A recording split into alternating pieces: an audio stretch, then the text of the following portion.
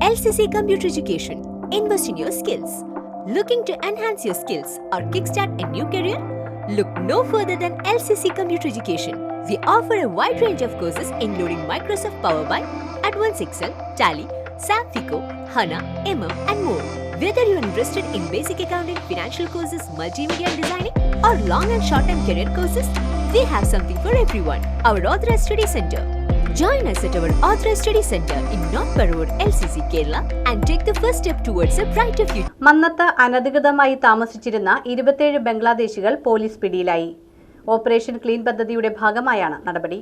മന്നത്ത് അനധികൃതമായി താമസിച്ചിരുന്ന 27 ബംഗ്ലാദേശികൾ പോലീസ് പിടിയിലായി. ഓപ്പറേഷൻ ക്ലീൻ പദ്ധതിയുടെ ഭാഗമായാണ് നടപടി. ഇവർക്ക് ആധാർ കാർഡും മറ്റ് രേഖകളും ഉണ്ടെങ്കിലും ഇതെല്ലാം വ്യാജമാണെന്ന് പോലീസ് പറഞ്ഞു. 2024 ഫെബ്രുവരി മുതൽ ഇവിടെ താമസിക്കുന്നവരാണ് പലരും. വെള്ളിയാഴ്ച പുലർച്ചെ 1 മണിയോടെ പറവൂർ വരാപ്പുഴ പുത്തൻവേലിക്കര പോലീസിന്റെ സഹകരണത്തോടെയായിരുന്നു പരിശോധന. 27 പേരെയാണ് പോലീസ് ഇന്നലെ കസ്റ്റഡിയിൽ എടുത്തിട്ടുള്ളത്. 27 പേരും ബംഗ്ലാദേശ് സ്വദേശികളാണ്.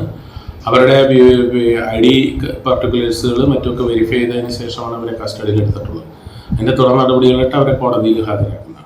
സെയ്ദ് മുഹമ്മദ് എന്നയാളുടെ ഉടമസ്ഥതയിലുള്ള ലോഡ്ജ് പോലുള്ള കെട്ടിടം വാടകയ്ക്കെടുത്ത ഹർഷാദ് ഹുസൈൻ ഇവരെ ഇവിടെ താമസിപ്പിച്ചിരിക്കുകയായിരുന്നു. കൂലിവേല മുതൽ കെട്ടിട നിർമ്മാണം ഉൾപ്പെടെ വിദഗ്ധ തൊഴിലിൽ ഏർപ്പെട്ടിരുന്നവരാണ് കസ്റ്റഡിയിലുള്ളവരിൽ എല്ലാവരും. വെള്ളിയാഴ്ച വൈകിട്ടോടെ ഇവരെ കോടതിയിൽ ഹാജരാക്കി. കഴിഞ്ഞ ദിവസം കോടനാട് നിന്നും 2 യുവതികളെ പോലീസ് അറസ്റ്റ് ചെയ്തിരുന്നു. ബരിസാൽ ചുങ്കല സ്വദേശിയായ റുബീന, ശക്തിപൂർ സ്വദേശിനി കുൽസും അക്തർ എന്നിവരെയാണ് ജില്ലാ പോലീസ് മേധാവി വൈഫബ് സക്സേനയുടെ നേതൃത്വത്തിൽ നടക്കുന്ന ഓപ്പറേഷൻ ക്ലീൻ പദ്ധതി പ്രകാരം പിടികൂടിയത്. 1 വർഷമായി 2 പേരും കേരളത്തിലുണ്ടായിരുന്നു. അതിർത്തി കടന്ന് പശ്ചിമ ബംഗാളിലെത്തി അവിടെ നിന്ന് ഏജന്റ് വഴിയാണ് ആധാർ കാർഡ് തരപ്പെടുത്തിയത്. യുവതികൾക്ക് ഇവിടെ സഹായം ചെയ്തവരെക്കുറിച്ച് പോലീസ് അന്വേഷണം ആരംഭിച്ചു. പെരുമ്പാവൂർ ബംഗാൾ കോളനിയിൽ നിന്നും തസ്ലീമ ബീഗം എന്ന യുവതിയെയാണ് ആദ്യം പിടികൂടിയത്. തുടർന്ന് അങ്കമാലിയിൽ നിന്ന് ഹോസൈൻ ബെലോർ, എടത്തലയിൽ നിന്ന് മുഹമ്മദ് ലിട്ടനലി, മുഹമ്മദ് ബപ്പിഷോ, പെരുമ്പാവൂരിൽ നിന്ന് മുഹമ്മദ് അമീൻ ഉദ്ദീൻ എന്നിവരെയാണ് ജനുവരിയിൽ പിടികൂടിയത്. ഈ മാസം ആകെ 34 ബംഗ്ലാദേശികളെയാണ് രേഖകളില്ലാതെ വിവിധ സ്ഥലങ്ങളിൽ നിന്നും പിടികൂടിയിട്ടുള്ളത്.